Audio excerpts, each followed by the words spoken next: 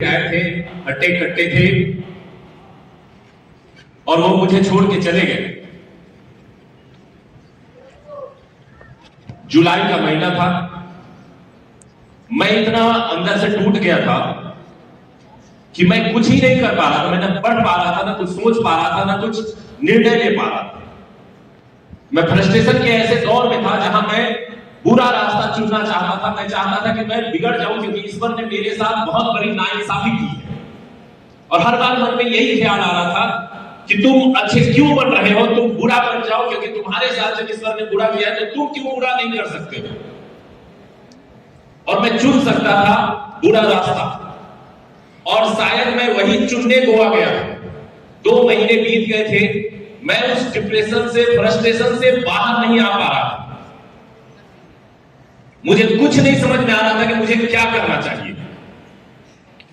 लेकिन उसी बीच कुछ दोस्तों, एक भाई था, उसको लेके मैं गोवा का प्लान किया कि गोवा चलते हैं, वहां बहुत सारी बदमाशी करेंगे और हम इस ट्रॉमा से बाहर आना चाहते हैं।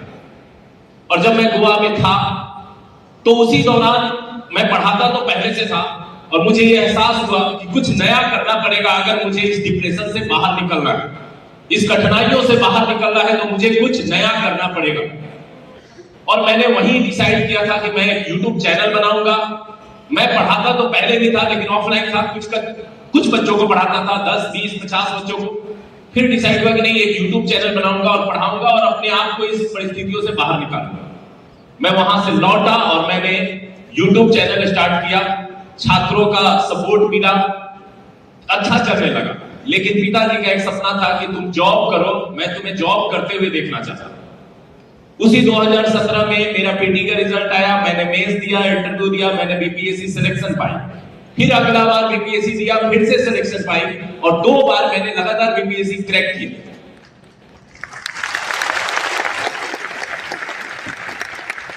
लेकिन जब मैं यूट्यूब पे पढ़ाने लगा था और बच्चों के कमेंट, टीचर्स के कमेंट, बहुत सारे कमेंट्स आते थे जो इतने पॉजिटिव थे कि मुझे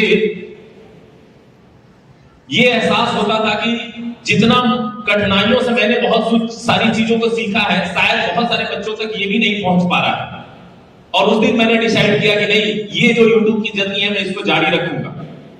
और मैं चलता गया अकेले। जब मैंने वीडियो स्टार्ट किया था तो मैं कैमरे के पीछे जाता था, बटन दबाता था, आगे आके स्टार्ट करता था, स्वागत है दोस्तों एडुटेरिया पर, और फिर मैं खत्म करके जाता था और बंद करता था वीडियो। एकला चलो सिंगल अकेले रूम में मैंने इसकी शुरुआत की थी। एक स्टूडेंट का रूम कैसा होता है आप सब अवगत है, उसी जीवन को जिए हैं आप भी।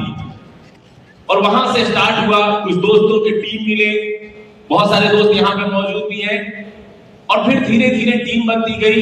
एक इंसान से शुरू हुआ ये टीम आज 250-300 लोगों की टीम है। एक सिलेक्शन के लिए जो मैं परेशान था, आज के डेट में एडुटेरिया वो संस्था बनी है कि बिहार का कोई भी ब्लॉक ऐसा नहीं है जहां एडुटेरिया से जुड़े हुए अधिकारी और कर्मचारी जॉब नहीं कर रहे। कुछ लोगों ने इस बार की सफलता देख करके मुझे मैसेज किया कि सर आप लोगों ने तो कमाल कर दिया, बहुत अच्छा रिजल्ट आया है आपका। मैंने कहा शायद आप मेरे पीछे की जर्नी एक बार पलट के देखेंगे तो आपको लगेगा ये कमाल इस बार नहीं हुआ है, कई सालों से होते आ रहे हैं।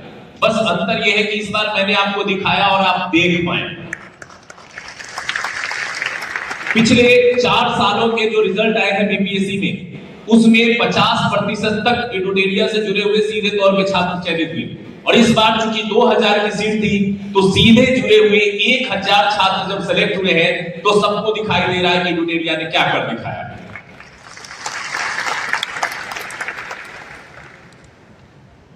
हमारी पूरी टीम के लिए ये गर्व का अवसर है। और इस संबोधन में मैं आज उपस्थित जो हमारे 3 वर्ग हैं जिनके लिए मैं कुछ कहना चाहूंगा। सबसे पहला एडुटेरिया टीम से जुड़े हुए सभी टीचरगण, मेंटर्स, हमारे टीममेट्स, अलग अलग रोल में हमारे टीम से जुड़े हुए लोग, सभी लोगों का दिल से मैं धन्यवाद करना चाहता हूं, क्योंकि आज ये अगर मंच पे मैं खड़ा हो पाया हूं तो आप सबकी बदौलत हो पाया हूं।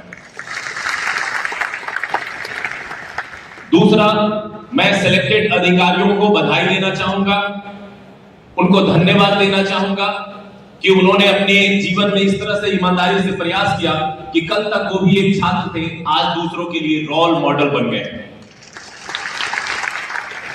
मैं सिलेक्टेड ऑफिसर के परिवारजनों को बधाई देना चाहूंगा, क्योंकि आज के दौर में बहुत कठिन है कि एक फैमिली के लिए, एक पेरेंट्स के लिए पेशेंस मेंटेन करना कि मेरा बच्चा पढ़ रहा है, मैं उसको पढ़ने दूं, मैं उसको डिस्टर्ब ना करूं, उसको बैकअप दूं, क्योंकि पढ़ाई में ऐसे उतार चढ़ाव होते हैं, ऐसे मोरल डाउन होते हैं ऐसे ऐसे समय पे कि उस समय मोरल सपोर्ट की सबसे ज्यादा जरूरत होती है। और वो मोरल सपोर्ट एक ही जगह से मिल सकता है, वो है अपनी फैमिली। और आप लोगों ने जिस तरह से अपने बच्चों का साथ दिया, इसलिए मैं आपको भी बहुत बहुत बधाई देना चाहूंगा। और मैं ये भी एहसास कर पा रहा हूं कि आपके द्वारा दिए गए मोरल सपोर्ट, आपके बच्चे तो जरूर रोल मॉडल बने हैं, आप एज ए पेरेंट्स भी रोल मॉडल हैं अपने गांव के, अपने जिले के, अपने ब्लॉक के, जो दूसरे परिवार को ये एहसास दिलाएंगे कि आप भी अपने बच्चों को सपोर्ट कीजिए, वो भी अच्छा करके दिखाएंगे। और तीसरा, जो यहाँ हमारे छात्र आए हैं या बहुत सारे बच्चे आए हैं जो प्रिपरेशन कर रहे हैं, मैं उनके लिए बस 2 शब्द कहना चाहूंगा कि जीवन में जब कठिनाइयां हद से ज्यादा हो जाए तो समझ लेना कि अब जिंदगी करवट लेने के मुकाम पे आ गई। और अगर जीवन में सब कुछ बढ़िया चल रहा है, कुछ खराब हो ही नहीं रहा है, तो समझ लो कि कुछ खराब होने वाला है।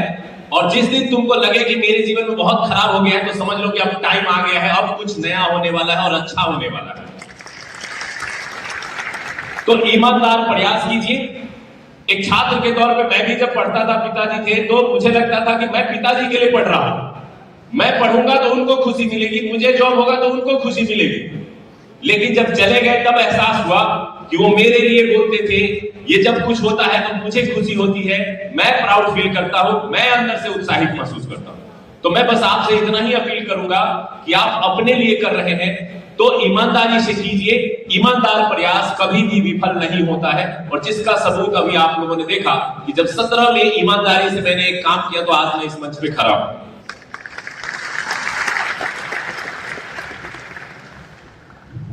एक लास्ट बात मैं बोलना चाहता हूं, इस बार लगभग हजारों बच्चे सिलेक्ट हुए, उसमें से कई 100 बच्चे अभी सेंटर पे विजिट किए, हमारे साथ डेली बात होती थी, मुलाकात होती थी।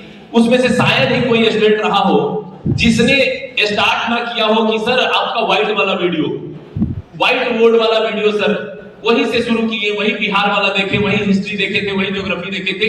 शायद ही कोई ऐसा रहा हो जिसने उसकी चर्चा ना की। तो मेरे से अमृतसर एक दिन पूछ बैठे कि आखिर आपने ऐसा क्या किया था व्हाइट बोर्ड में कि इतना बढ़िया सब, अभी भी इतना एलईडी का दौर आ गया, डिजिटल बोर्ड का दौर आ गया, एनिमेशन का दौर आ गया, और आप बच्चे कह रहे हैं कि व्हाइट बोर्ड सर 7 साल 8 साल पुराना देख रहे हैं। अंतर क्या है पता है? अंतर यह है कि जब ईमानदारी से आप काम करते हैं तो उस काम को जहां पहुंचाना चाहते हैं वहां पहुंच जाता है, और सिर्फ दिखावा करते हैं तो वो नहीं पहुंचेगा।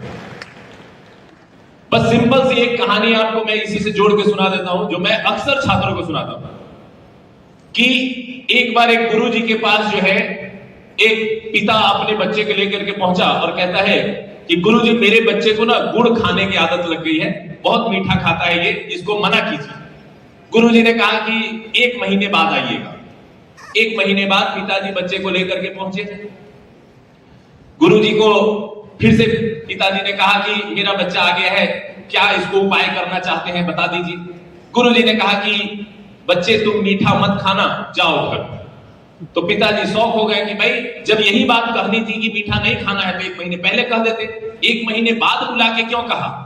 तो गुरुजी ने सिर्फ एक लाइन कहा कि जिस समय आप आए थे हमसे मिलने, उस समय मुझे भी मीठा खाने की आदत थी, और अगर मैं मीठा खाते हुए अगर उसको सलाह देता तो मेरी बातों का, सलाह का असर उस पर 0% होता।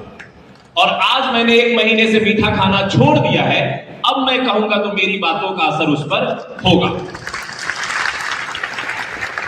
और बस मैं यही समझाना चाह रहा था कि आज अगर व्हाइट बोर्ड वाले वीडियो से लेकर के यहां तक की जर्नी में एडुटेरिया का अगर कोई कह पा रहा है सिलेक्टेड कैंडिडेट्स की लाभ मिला है, तो इसीलिए कह पा रहे हैं क्योंकि हम लोगों ने ईमानदारी से डेडिकेट होकर के पूरी टीम मिल करके उस तरह से काम किया है कि हमारी ईमानदारी के तहत वो आपके पास पहुंचा है और आप सेलेक्ट हुए हैं।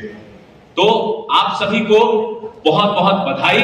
और चूंकि आज का हमारा ये सम्मान समारोह है, तो बहुत सारे सिलेक्टेड कैंडिडेट्स आए हैं, बहुत दूर दूर से आए हैं, तो हम लोग इस संबोधन को ज्यादा लंबा नहीं खींचेंगे।